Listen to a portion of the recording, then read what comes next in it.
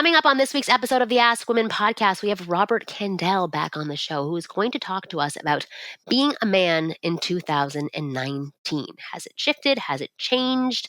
We will see. We also dive deep into his experience in a bit of a sexual cult, where he then talks to us about female sexuality and how to communicate about sexuality. It's really interesting. We talk about a lot of different topics. So keep listening. Hey,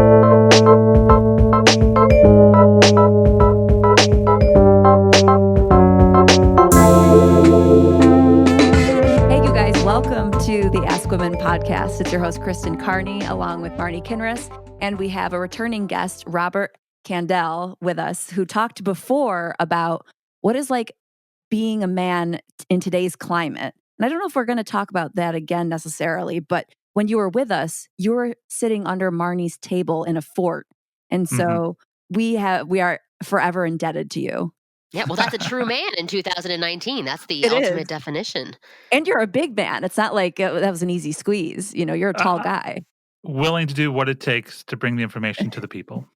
Exactly. And that They is appreciate you. what a modern man is all about, right? It's true. It's very true. It is a good Yeah. metaphor of like, because I saw some videos of you guys and you were like in a studio and I was like, okay, ready for that. And it was a hot day, if I remember correctly. It was a warm day. And then all of a sudden we're under a table with these big blankets. And I'm like, okay, Like, gotta this do is what what we're gotta do. doing. Good thing I Yeah, wore that's my what we do. deodorant. We Actually, shot in a studio once, and then that's what we put out there to show Oh, I people. No, understand. I'm just I joking. I'm understand. totally joking. No, but I now it's actually, even more fancy. We're on the phone Mhm. at a large distance. So I think this is a better situation for you this time. Indeed. Well, why don't you tell people, like, give them a little bit of a recap of who you are, why you know what you're talking about, and then I do want to dive into 2019, what it means to be a man, and obviously get a little bit more detailed. But yeah, the floor is yours. Great. Thank you. My name is Robert. I've been in the business of teaching and educating for about 20 years now. My life story is I felt I was normal until I was around 28, and then had some pretty epic experiences. Burning Man, for one. The second being being totally embarrassed in my first class, my first workshop, personal development workshop, that led me to the realization of how little I knew in general about myself, first and foremost, and second, about the woman I was married to, my first wife. I'm married to my second one, but how little I knew about women and my interacting, and went on a spiritual journey to find out who I was and how I could be a better man, which led me to workshops, opening an organization called One Taste. Uh, Took that from a paper napkin sketch in 2004 to an international 8-figure business.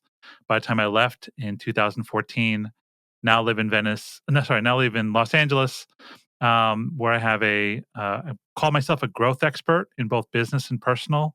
And I recently released my first book, which is called Unhidden, a book for men and those confused by them. Amazing. Absolutely fantastic. That's wonderful. So tell us about men in 2019. Is this a tough time for them? Are things getting easier? Has Me Too kind of calmed down a little bit? What's going on? My belief system is that it's both a tough time to be a man and the best time to be a man for kind of the same reasons. The basic concept that I've researched and kind of one of the main thesis of the book is that the patriarchy has been around for 6,000 years, depending on which historian you talk to. So anywhere from 3,500 to 4,000 BCE. And for those 6,000 years, there's been a lot of habits and a lot of concepts and a lot of just belief systems that have been hammered in from hundreds of generations going on. What happened in 1848 was the beginning of the women's suffrage movement in Seneca Falls, New York, which led to a declaration of women's equality written by both women and men at the time. It wasn't until 1920 that the 19th Amendment came out with the equal right for a woman to vote. And it really wasn't until the 1960s and 70s that the beginning of the concept of equality for women really just started.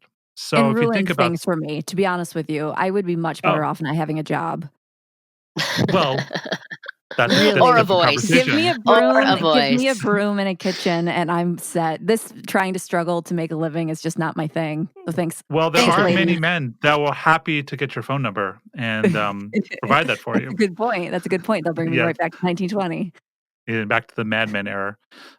So, 6,000 years, and really what happened in the 1970s is that the educators started to create programs for girls meaning, I use that word deliberately, women under 18, to set the equality, create some equality, especially around the areas of STEM, science, technology, engineering, and math. And what we've seen in the last 50 years has been a really epic change in terms of women just coming into more power. It's not equal. I'm not trying to say it's equal, but the change has been pretty significant. Women are dominating the education field.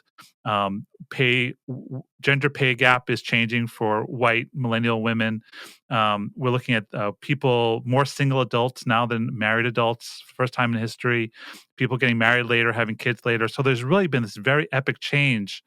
And men have had the 6,000 years of habits and histories and belief systems that have just changed in the last 50. And there's a sense of what can I swear? Yeah. Yeah, like what the fuck is going on? Like WTF, what's happening? And so the scripts they had handed to them by previous generations aren't working and they're kind of lost and confused. Right. So they're confused, right? So they're just like, what the Yes, fuck is going on? How do I handle this? This is a major shift, which as well, it's a major shift for women too. We're navigating these new waters as well. So it's challenging on both ends. And so indeed. what is happening for these men who are confused and lost, and how do they, seem to find their way? Or how can they find their way? There's a bell curve, of course, we're talking about. There's some men at one end of the bell curve who are never gonna change. They're looking for the women with the broom and staying at home. They're actually looking for that, and there's Hi. nothing we can do. Hi, She's like, I'm Stacy. over here. So that's one end of the spectrum. The other end of the spectrum are really men who've done significant work, raised by powerful women, and so there's that spectrum as well. But in the middle, in the center, there's this whole big part of the bell curve that are really lost. An author named Michael Kimmel called it aggrieved entitlement. They're stuck in the I deserve this. This should be happening. I'm a man, therefore X, Y, and Z. That woman is taking my job. And so they're stuck in the anger and frustration, staying in their adolescence, staying in the I'm going to stay young. I'm going to live till 90 now. Why can't I be an adolescent till the 30s and until I'm 30? So all these, 35. in the middle, 35 Thank later. you. Um, it's all Yeah, this much middle later. that are staying in this stuck place. And so that's what a lot of the research is showing. You know what it is? It's like limbo age. We've kind of turned the mid-30s into limbo. There's still the us hanging out, not really willing to be adults Hmm. yet, and then those that are crossed over onto the other side, and we're just kind of in the middle going like, "Ah, what do I do? How do I get from one spot to the other?" It's a hard transition. So how can a guy transition from one to the other? So any change that I've seen in any client I've ever worked on is from a place of either inspiration or desperation. So there's a point Right. where like I'm 38, I haven't had a serious relationship in my entire life. I'm lonely. I want something. There's that. Then there's My ideal man. inspiration of just like, oh, I see my friends are all in relationship, or I read this book, or I did some plant medicine, or I found this thing. Like I felt inspired. So it really is that spot from inspiration to desperation. And the only time people change is when the pain of change is less than the pain of staying the same. Right. When I'm willing to go to the gym and get my butt kicked rather than have to look at myself in the mirror yet again and not be happy with what I see. Yeah. Right. That's kind of what happened with Yeah, me that makes with moving back east, so I'm no longer in Los Angeles, and it was like, Mhm, what's the worst scenario here? Me being in LA and being lonely and feeling like I'm spinning my wheels, or me mhm, perhaps moving my life forward, but feeling like I'm going backwards first by moving home, but then being able to propel myself forward. You do have to kind of figure out what is going to be the worst thing or the best thing. I mhm. guess the best thing would be Mm. the more positive way to look at it, obviously. So, Mhm. yeah, you have to get to that Yeah. point. Well, let's turn this conversation to dating, attraction, relationships, because I do see that it is sort of steering a little bit in that direction. But a lot of men have been feeling quite challenged in the dating space. And to be honest, a lot of these men would have felt quite challenged, pre Me Too. Mhm. But now they're a little bit more fearful of lawsuits and going to jail and all of that stuff. So how do men move forward in the dating space post Me Too? I get this question a lot, and I love this question. And the answer is both simple and challenging for me. The answer I give is Ugh, be a that's such gentle. a female answer. No, just joking. Well, I am a mix of masculine and feminine. That's a whole That other is true. That conversation. is true. Yeah. Um, my answer to how to date in the Me Too era is this: be a gentleman. And what I mean by this is I had a mother actually she interviewed me on a show and she says, "How does my son's a good man, but how does he like avoid this?" And then, and I said, "Teach him to be a gentleman."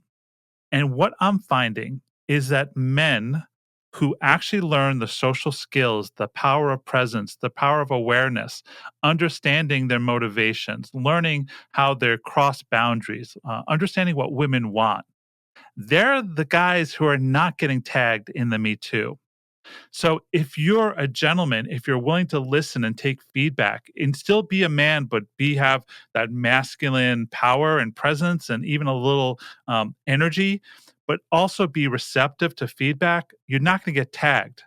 If you're the kind of guy that's just going to cross boundaries and go for what you want, not pay attention, then you're ripe for Me Too, and you will get struck. You can have that feedback. So be a gentleman, learn to listen, learn to feel, and that's the greatest thing because women want that. Women are hungry for these guys. Women are looking for a guy like you who's willing to be in partnership with their desire rather than just stuck in your own ego. Okay, interesting. And then one other thing that you said that you wanted to talk about was communication challenges with women. Yes. So I'd like if we could, because I think it sort of piggybacks on top of everything that you just said, to maybe provide some examples for communication. Because for me, when I hear gentleman, I might have one definition. Hmm. Somebody else may have a different definition. But like in terms of communication, how would a gentleman approach a conversation versus somebody who is a little bit weaker, but considered beta male, or somebody on the flip side who's a little bit more aggressive? Can we sort of tackle those three different personality types or communication styles? Can we help break Sure. that down a little bit so that everybody understands what you actually mean when you say gentleman? Great. So let's take a step back. We alluded to this just briefly. So, in my belief system, everyone is a ratio of masculine and feminine energies.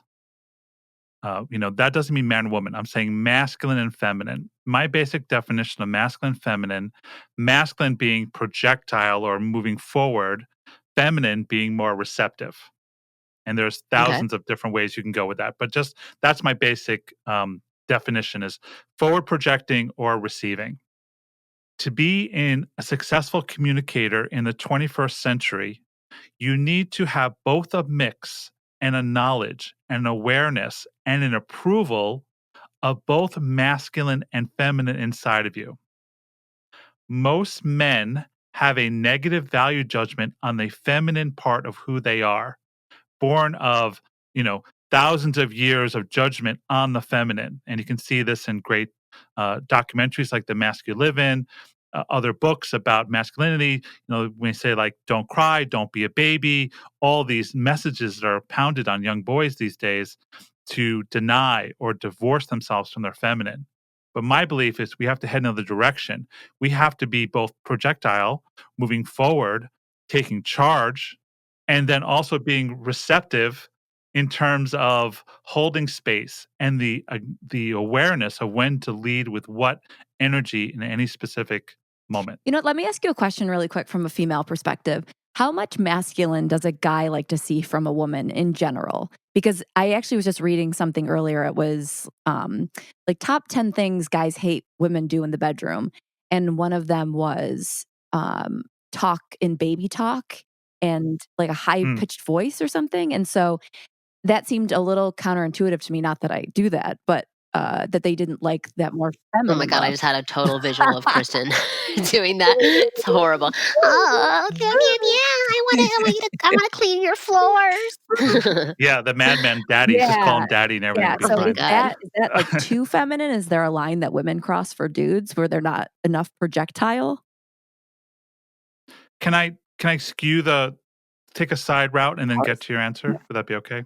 Yeah. Okay. So the first thing is to build the skill to have conversations about your sex life.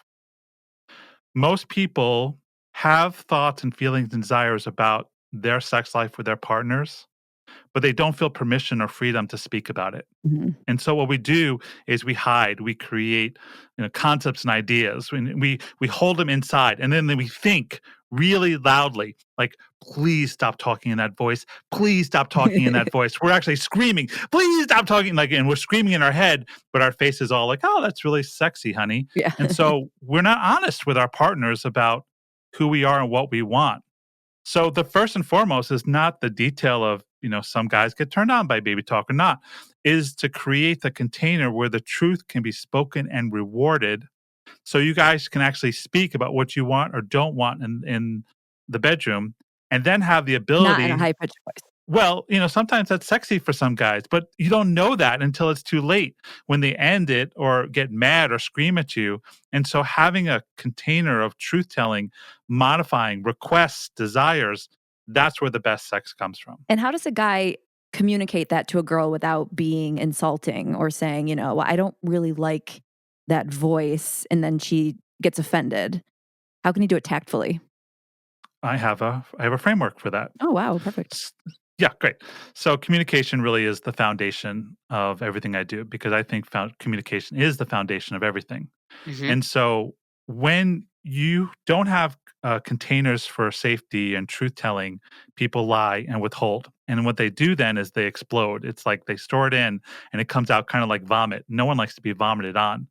And so to create a framework between you and your partner, ask, "Hey, I feel like there's things about our sex life that I want to talk to you about. And my motivation for telling you this is I want to actually have a richer, deeper, funner sex life. I want to create a space where I can say what I want, what you say, because I want this is awesome. And I want this to get better and better. Now, how would you like me to reveal the things I want and like? What words would you prefer? Do you want us to be sitting next to each other? Like, please give me the information so I can deliver these messages in a safe and vulnerable way as possible. What would you like?" So the conversation doesn't have to be sexy. It can be a standard conversation. No, he's saying to do that in a baby voice. Yeah, Would you if like to that hear turns what I him like to on. hear? Yeah. Yeah, I can't even do a baby No, but voice. that's a perfect thing. It doesn't have to be sexy. With two people who are in a partnership, you're talking about getting closer with one another as well Right. as being sexual in the bedroom. And this is a very intimate conversation, right? Where there's going to be people who are sensitive, and there's sensitivities around people's sexual behavior, even if they are both like super kinky and super sexual. So for this situation, you do have to be a bit more vulnerable with each other and real and have calm and sensitive communications. And for I'm usually like when people make statements about this stuff, like I'll have an automatic response because I'm visualizing myself hearing somebody say this to me. And to Mhm. be honest, all I felt was open when you were saying that. I didn't feel, I know you weren't directly saying anything to me, but I can picture myself in that scenario. And Mm. that would, for me, that would help me be more expressive about what I want sexually. It seems calm. It doesn't seem overly like hippy dippy and ushy gushy. And it just feels real and nice. And I like that framework that you presented for people. I think it's great. I Thank do you. too, and I I'll never mean, implement it, but I love it. in a baby voice. Well, the point is like for men, especially, men are taught to have sex like Navy SEALs, right? We like dive in, go in the dark, we do the deed, we don't talk about it, we do the deed, and we try to get out as fast as Yeah. possible, right? We don't talk about it. And sexuality is the realm of sexuality is humongous and infinite and large. And there's so much. And if you have two partners willing just to speak a little truth or adjustment, even little things like take a shower first, or slow the fuck down, or spend more time in foreplay, or whatever it is, like whatever it is to make those little tweaks. And people evolve over time. Like who you were with your partner 5 years ago, he or she could be a very different person than they are today. And the ability to make adjustments and have that conversation outside the bedroom, like you said, Marnie, will improve what happens in the bedroom. Oh, 100%. I do want to take a quick break and then come back and answer some questions, but I did also want to just read you something that I think will be interesting to our listeners, which is kind of along the line of what we're talking about. And then also, I kind of found it funny. So I have a WhatsApp group of moms from my son's preschool class. And so I said, all women that I interact with, I like to use for research. Can I ask you some questions for my work? And they said, yeah, of course, totally. And I said, I know this is really generic, but does penis size matter? And so here's what one of the mothers wrote back, since we are talking about sexuality. And I think it's funny what she said too. Well, a large penis is like a pretty girl. Often a pretty girl has less than a stellar personality. They rely on their looks and don't develop other good qualities, like a sense of humor. So while Mm. somebody with a large penis might be good in bed, it's more likely, and she wrote, in my experience, that they are not as good in bed. They just rely on the size instead of having developed some good techniques. And then I wrote, yeah, that's awesome. Can I quote you? And she said, yes. And then she said, this is what the quote should be, said Jack's mom, which I thought, I just thought was hilarious that she said it that way. But I thought that was interesting information. And that's where we're going to end this segment. And then we will come back in a bit and we'll continue with Robert and answer some questions from our listeners. So we'll be back in a sec. Hey, you, this is Marnie, and thanks for listening to the Ask Women podcast. Hey, do me a favor. Take a quick moment to give us some feedback on our iTunes page. We'd really love to know what you think of us. And also, give us 5 stars, just because. All right, we are back. And on behalf of large penises, I just want to say we are good and we're fine, and we have to develop personalities because maybe we're thin or we're long, but we're, not bulky. So we have to figure out where our weaknesses are, and we do work hard. That's very mature of Thank you, you. Kristen. Thank you for adding in that tidbit. You're welcome. All right. Here is a question. I will start by saying this. I'm a loyal listener since hearing you on the Jordan Harbinger show. Love you too. Keep putting out awesome content.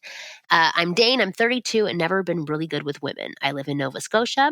Canada dating sucks here, at least for me. I'm an attractive guy, but I've always lacked confidence. So this always happens to me, but I will not have any options in the dating area for months and then have to make a choice, feast or famine. Here's the situation. Matched on Tinder with one female multiple times, and on the third match, I said we should stop getting like this and meet in person, and she agreed. The same day, a friend of mine, who I haven't seen in a while, said, "Hey, Dane, you're single. I'm going to hook you up with my friend. She's awesome, but FYI, she has a kid. This doesn't bother me." She gave me her number, and me and her said we would go for drinks next weekend. That night, the Tinder girl said, "Let's meet tomorrow." So I met with her, and things went well. She tells me that she was a cam girl, and I tell her that doesn't bother me.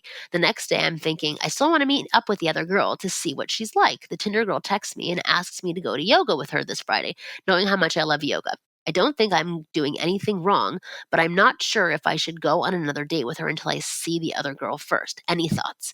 So this kind of, goes with the gentleman thing that you were talking before. So in 2019, can you be dating multiple women, or is that now considered douchey? Or do you have to tell people that you're potentially dating somebody else? Or at this stage, is he just being crazy and he should just be more open to every opportunity that's coming his way?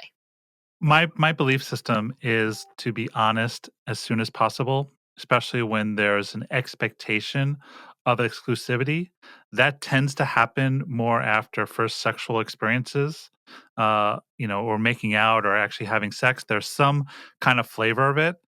So it's a balance and an awareness, and it's hard to create a formula. It sounds like this guy wants a formula, which most guys want, and so it's really a feel to it. And I would err on the side of being respectful. And it could be a simple question as like, we've gone on 2 or 3 dates. This is not a first date question, or even a second date question, maybe a third date question. This is our third date. And I just want to see what your viewpoint is on exclusivity. What is your ideas and what's your concepts and what are your desires? Do you think that scares someone away though? Why? No, because Because all of a sudden, maybe you're making it more serious than they were thinking it was so far. They were just enjoying the casualness of lack of conversation about it. well, my belief is if you ask that question to someone and they split, then God knows you're not going to You have know your any answer. depth anywhere. And so, Right. and if you ask it in a lighthearted, not if you ask in a serious manner, like, what is your viewpoint on exclusivity? Like you come across as like this hard nosed guy. Well, yeah, they're going to pick up the intention or the feeling behind the words or underneath the words. But if you ask them kind of a lighthearted, like, I want to, I'm here to respect you. I'm here to find out what your desires are. And I just like to know to make sure that we're on the same page and we can have this conversation now. It just opens up the pathway, the container, the opportunity for them to share their viewpoints. And then you can learn from that perspective. Okay, well, that's interesting. So that would be from a man who's saying at that point he wants to be more exclusive? No, it's more like I'm here just to find out what you want. So you're hearing like it's like a trick question. And if you ask it like a trick question, it's going to feel like a trick question. This is what we don't do is we don't get curious about each other and we set ideas and concepts and then we're based on our stories than actually what the person has told us. But if you create a space for that part of you to be revealed, then you can actually go deeper. Okay. Well, so let's say you guys are just extremely Yep. casual for the first 3 dates. You're having fun, you're maybe making out a little bit, or hopefully you're making out a little bit. You should be making out by the 3rd date or at least kissing or something that's, pushing things You should have a forward. kid by then. Right, you should be impregnated for sure. But I kind of have the same feeling as Kristen, where if I wasn't sure about the person yet, and that doesn't mean that I don't like them. Like I wasn't sure about my husband on the 3rd date. I don't know how I would respond to that. I guess because you're just asking like, what are your thoughts on it? You're not saying I want to be exclusive with you. Right. That's very important. I think there's a subtle way to kind of just mix that into the conversation from the Yes. beginning. Yep. Is Yeah, that yeah, so it's not that's what so you're like, "What saying. do you want?" Yeah, not so Yeah, it's intense. more of a broad conversation. Right. You Yeah, don't where it's set it like, so up what are like you we looking need to talk for? about this. Right. You don't like say like we need to talk about something right now. So what's your viewpoint on exclusive? No, it's not that. It's like you said, if you're really casual and you have a strong sense that this is really casual, you don't need to have the conversation. Trust your instincts.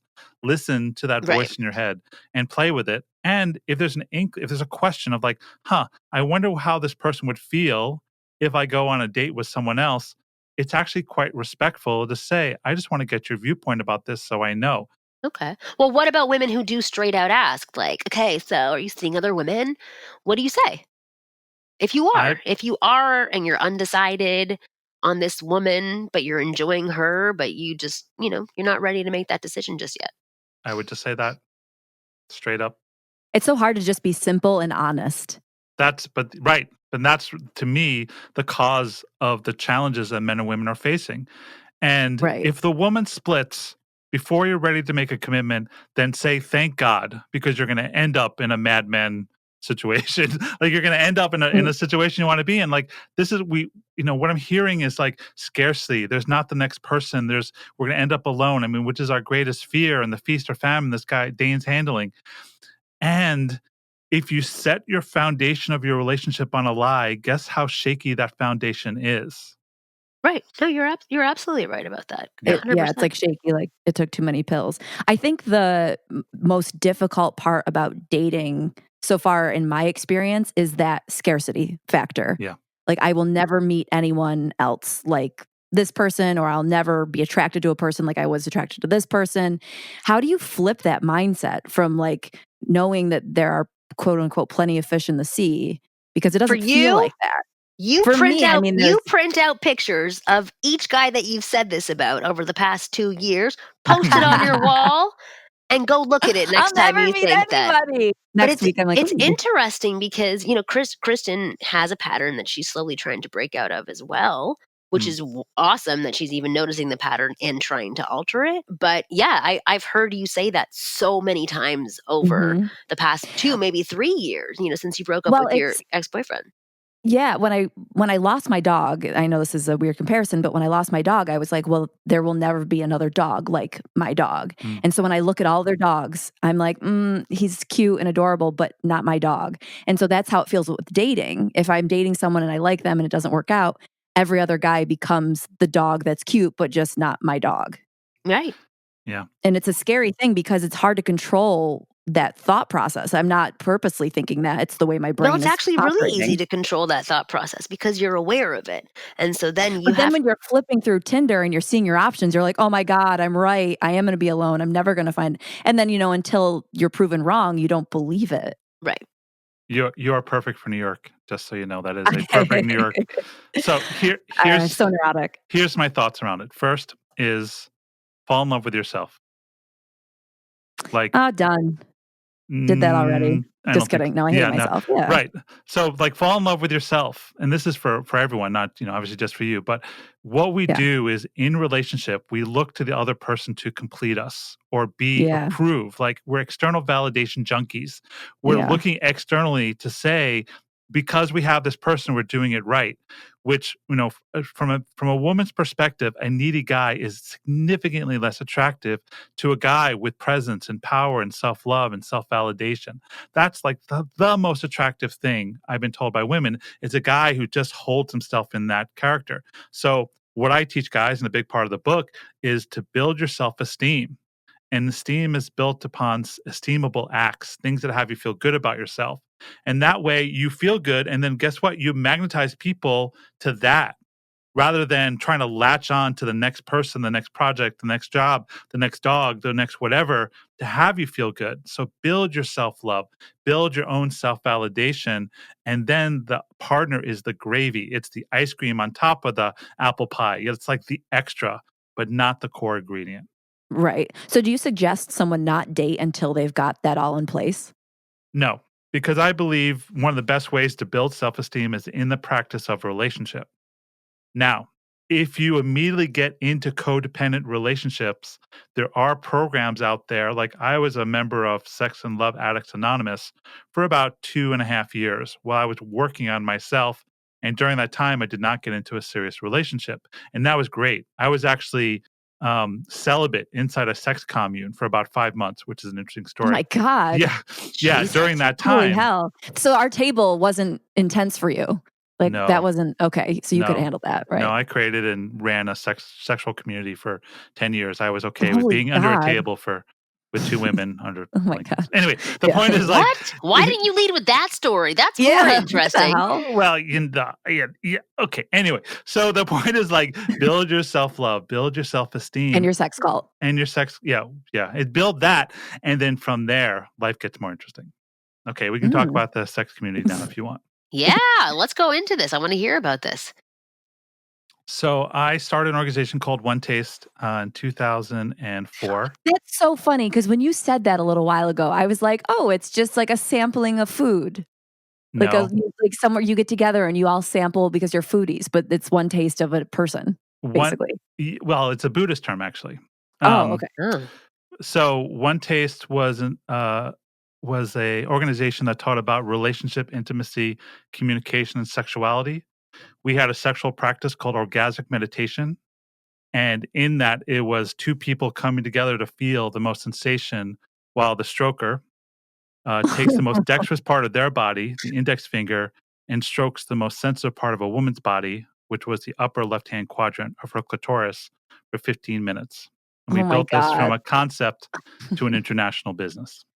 Oh, I literally couldn't think of anything worse in my entire life to experience. What? What do you mean? Oh, it's so awkward, uncomfortable. A stroker, 15 minutes. What if I'm smelly? I didn't put deodorant on. Like, just the whole bodily thing, everyone coming together. That's so intimate. It almost makes me Oh, in sweat front of right now. people. Well, that too. But yeah, but I met a lot of women like you, and they did start off that way.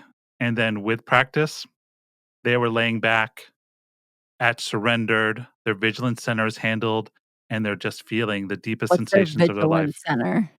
The vigilance center is part of the human brain that protects for danger. Mm. Physically, it's called the amygdala.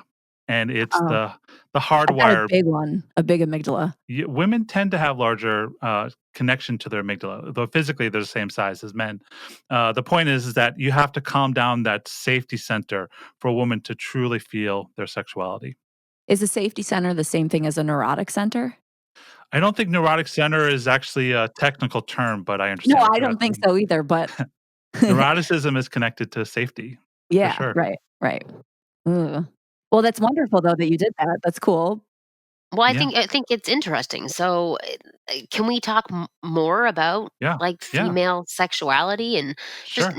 maybe some myths that are out there that women don't want sex, that we're not sexual beings, and um, maybe even talking a little bit more about these women who were closed off and I mean they were there, so they were wanting to be more open, but maybe to tie it back to communication about how to communicate with somebody who is a little bit more closed off sexually and how to Okay, help them be more open without, being forceful.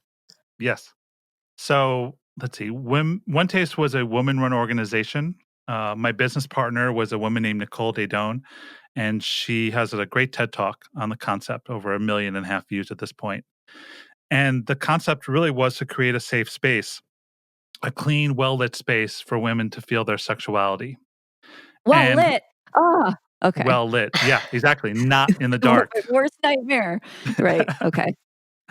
And I did it for 10 years. I taught over 400 workshops. I dealt with over 10,000 students. And there was a common theme that people were so afraid of the power of their sexuality, so afraid if they unlocked it. And both men and women were so nervous about what would happen if they just lost control and surrendered. And so the practice we defined is very structured, has very, you wore latex gloves.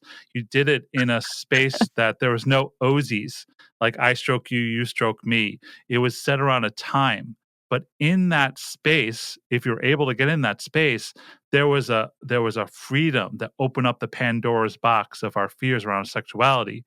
And what we found is that women wanted sex a lot more than men did when they felt safe. As my Oh, business partner yeah. liked to say, Oh, women want sex more than men, just what's not on the menu. right. You just said safe, and I wanted to stress for guys how important that is in dating and sex. And I don't really want to speak necessarily too much, but I think guys forget about that aspect of things a lot. And I don't know if they understand what safe really means. Can you explain to Oh, them what safe means? well, actually, I'd like to Well, hear your explanation first because if you say it's Uh, very important, I wanna know what that means to you. well, recent I've had past experiences where I didn't feel safe, and then I did not move forward in dating that person because I Okay. did not feel safe. And it was like they Because were okay of because of lack of respect during the process. Like you've talked about before your one story that I pick on you about in New Zealand where you're like, he took my hand and just said, if there's anything I'm doing, you know, just let me know if it makes you uncomfortable. Um, Kind of bypassing that. You don't have to necessarily say it straight up like that, but just kind of diving in when you don't really know somebody and kind of going like, no pun intended, like balls to the wall. I don't know if that mm. Yeah, would be a pun. So that essentially is what I'm speaking to. okay. It's Well, kind of Robert, I'd like to hear bypassing. your take on it. Yeah. So this is highly, highly important, and I'm so glad you asked this specific question. So men do not understand the impact they have on women. They're not trained to, they're not educated, and more often than not, when women are negatively impacted by men, they don't say anything. And then so men think everything is fine and keep doing what they're doing. Right. Now, I said this many times especially on interviews, and I've gotten a little bit of trouble because then women are like, then it's my job to educate the men. And I'm like, no, no, no, it's not your job. It's your opportunity. So please only educate Yeah. from the spot of surplus when you're like, I want this guy to know.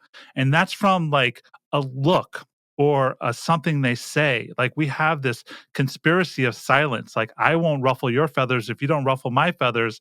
And then no one's really being touched physically, energetically, emotionally, spiritually, the way we want to be touched.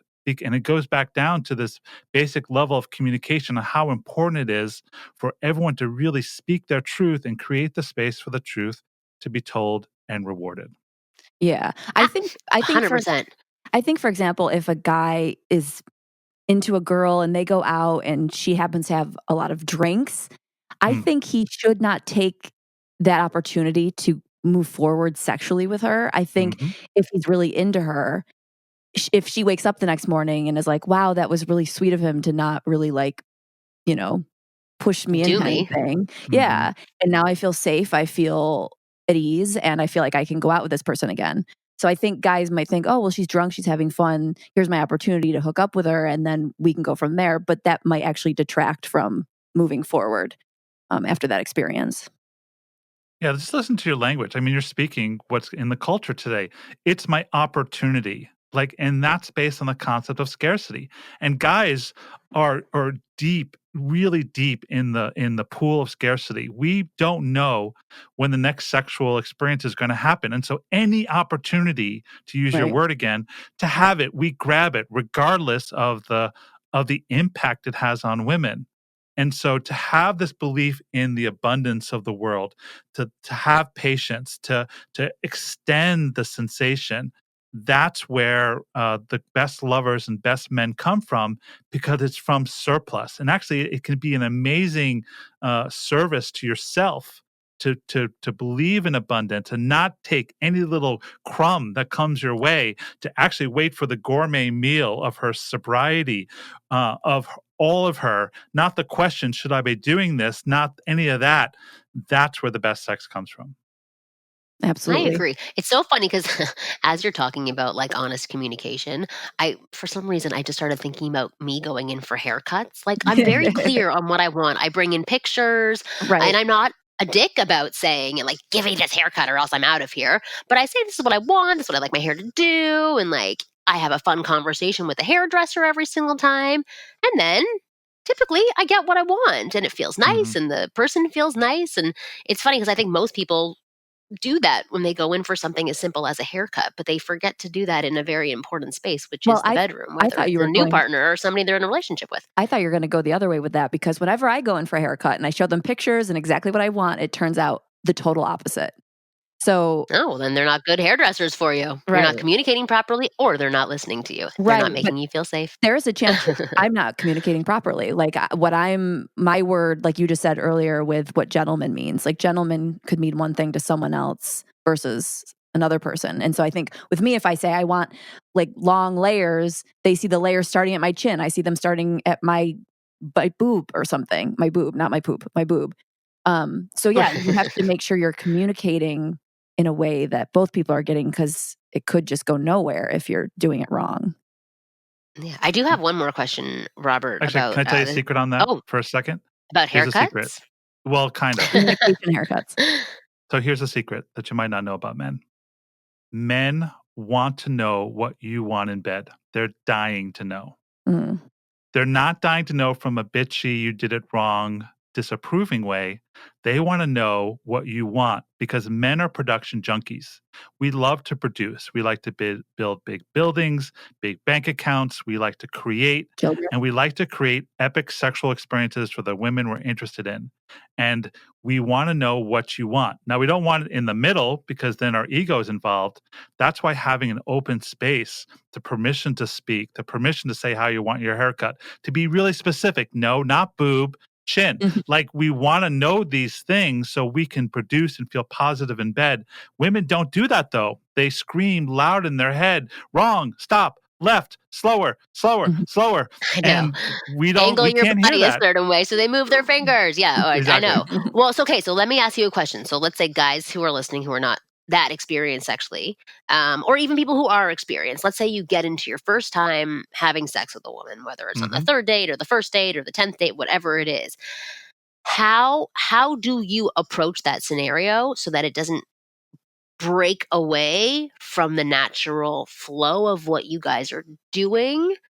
And doesn't come off as, oh, something super creepy like, "Ew, what do you want?" Like, Yeah, there's so many icky ways it can be done. Yep. easy. How yeah, how would walk me through getting into the bedroom and starting this process? Like, when and how would you say this to a woman so that it still comes across as sexy and not like perverted? Well, first, don't have that conversation in the bedroom. How do you initiate it though Okay. before then? Like over We coffee? live in well, over coffee, yeah. So we live in the 21st century, right? So people are having sex usually before marriage. This happens.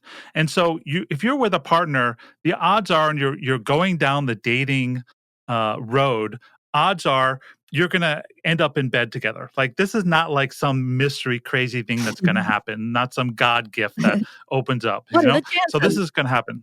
Yeah, exactly. So in conversation, when you're talking about relating, you can just, like you said, slip in there.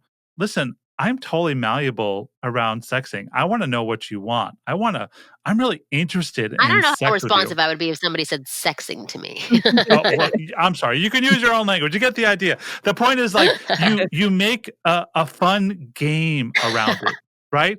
You make it fun. Like, I want to be the kind of guy that you can tell the truth to, especially in the bedroom. I know how mysterious your sex is. I know most guys don't want to listen to this, but I want to be the one guy that you feel totally open in the sex act to say, would you slow down a little bit? Because I want to know what you want.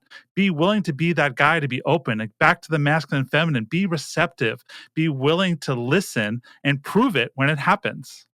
That's how you do it. And then you give permission for the truth to be told and rewarded. It's the same thing over and over again. I Okay, wish I was sexing right interesting. now. Me too. I'm totally turned on. Wait, but Kristen, how would you want somebody to say that to you beforehand? To like, because that can be part of the sexual tension is talking about sex before you actually have sex. So let's say you're in a texting relationship with somebody and you've dated a couple of times and things are escalating on a banter level and flirtation level, like how would you want them to transition to that conversation that wouldn't like irk you out?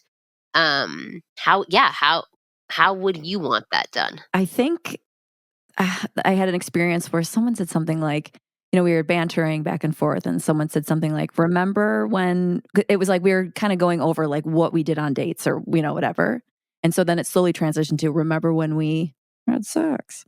And then it kind of was like already playful, and it's like, "Oh, of course, I didn't forget. I remembered tonight eating dinner with my parents." Like you say, so I think if there's a natural, smooth transition like that, where it seems I don't know, a like a partnership thing, like remember the experience that we had. Now, like, let's talk more about it going forward. I don't know if that makes sense, but I think that's a smooth transition. Yeah, yeah, it does make sense. Yeah, I love all of this conversation. I'm going to try and play with this a little bit and see if I can think of a statement that would not work. Like, I like everything that Robert's saying, and I like the tonality of it. Mhm. I guess I'm trying to envision somebody saying those things to Well, me. it's Like, it's if I hard were to picture when you get in the moment. Say, I'm seeing someone casually, we've gone out a couple times, and it's been playful and fun. To change that energy over from this kind of fun to all of a sudden this more heavy, not heavy sex talk, but, a little bit more weight in the conversation, it's scary, and then someone like me, I chicken out, and then I'll just switch topics and talk about something stupid But again. but that's Right. an important point, though.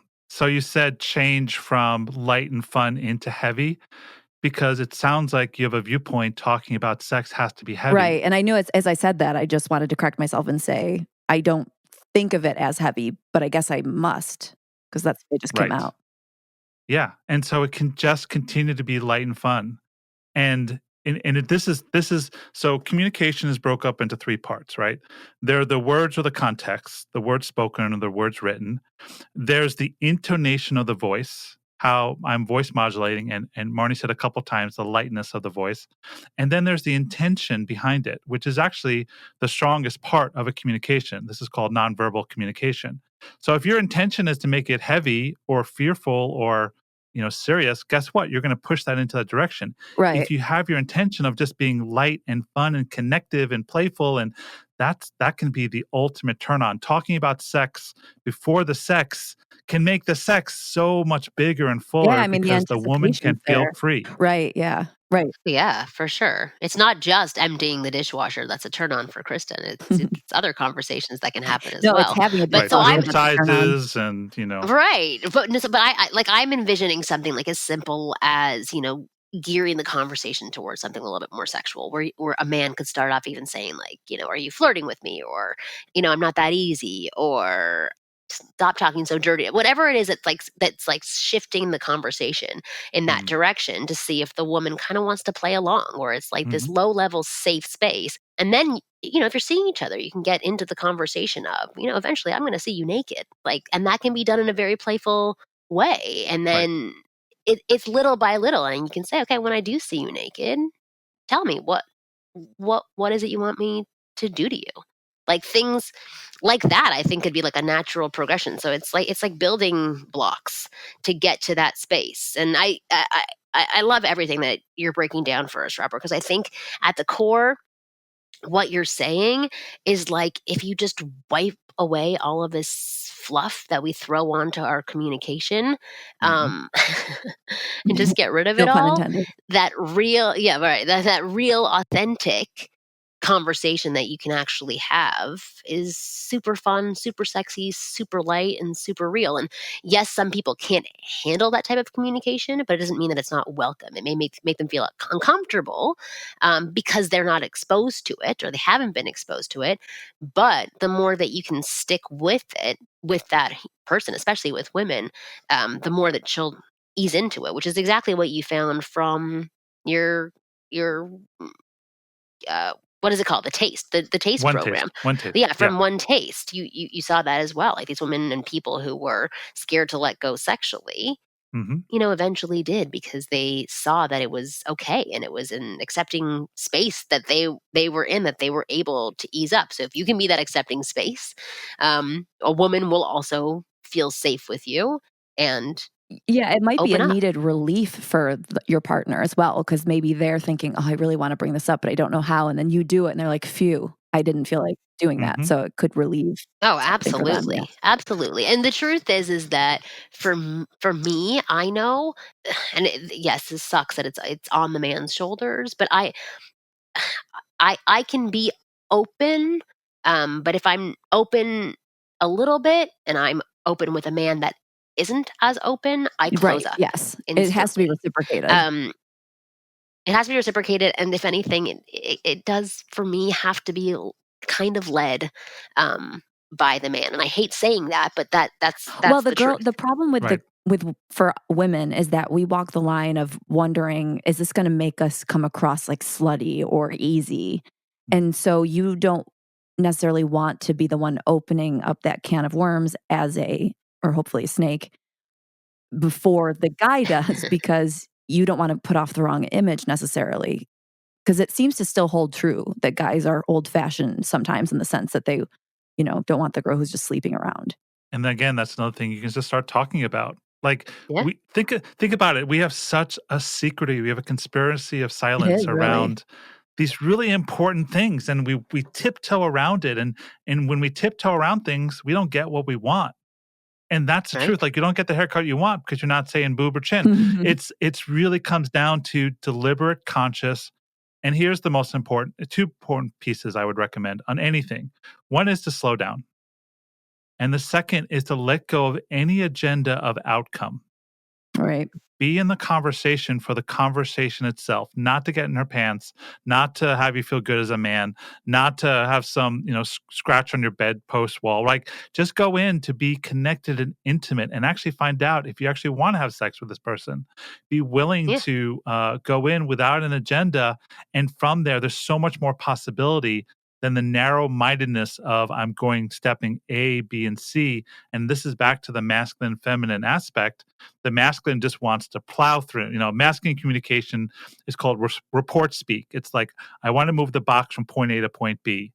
The feminine side of communication is more about intimacy, connection, relationship. They want you to feel, they want to know how you feel moving the box from point A to point B. It's called rapport talk. And so the willingness to have that combination of masculine, feminine to go forward and receive, then go forward and have the awareness of what to lead with, that's where intimacy gets built from. I love it. Robert, thank you so much for coming on to our show. Do you want to tell Oh, my people how they can pleasure. get in contact with you? Everything can be found at my website, robertkandel.com. I have my book. There's an audio version, my own podcast, articles, social media. Everything can be found at robertkandel.com. Wonderful. Thank you so much. And Kristen, thank you so much. You're wonderful as well. Obviously. Let me just say this also. I do another podcast and I changed the format recently. So if anyone enjoys me on this show, which I'm sure you do, you'll want to check out my other show called Kristen and Chill. And it's not just about depression anymore. It's about everything, life, relationships, minutia, everything. So it's a brand new show. So check it out if you're looking for a new podcast. Awesome. If anybody wants to write in questions for us to overanalyze on the show, which we did today, and actually I just want to do a quick wrap up for Dane. Our point was you don't have to tell either girl in the very beginning, especially if nothing has been established yet. You have no rapport with either of them. You don't have any commitment to either of them. You are fine to continue dating until things get a little bit more serious. And then, as Robert gave guidance on, you can talk about her beliefs and your beliefs on exclusivity, just to wrap that up. But if anybody else wants to write in questions, send them to ask@askwomenpodcast.com. New episodes of the Ask Women podcast come out every Thursday at 5 p.m. Pacific. Please go and subscribe to our show. Pass our show around to as many people as possible. And Kristen, I don't know if I told you this, but Anchor, who hosts our podcast, they told us that we're one of the biggest shows on their platform, which is pretty awesome. I mean, they only have 3 shows, but We're the only show. You're number one. 2 Yes. downloads, winner. 1 out of 3. No, but I think that was Yeah. really good. We had a rep contact us, and they're like, "Oh, I'm supposed to be contacting all the the larger shows on our platform." I'm like, "Oh, we're one of your larger." Anyway, that's a good Yeah. thing for us. So please keep telling people about our show. Please keep sending in questions, because even though I may not read all the questions on air, I definitely take the context of the question and then apply it to a topic that we can discuss on the show. So don't stop writing questions for us. All right, you guys are awesome. We will see you next week.